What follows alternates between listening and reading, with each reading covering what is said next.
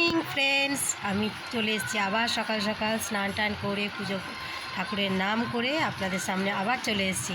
শুভ সকাল, সবাই কেমন আছেন? আশা করি সবাই ভালো আছেন। আমিও কালকের থেকে আজকে অনেকটা ভালো আছি। আজ আমি একটা গাছ বসিয়েছি, দেখুন এই গাছটা টাইম ফুল গাছ।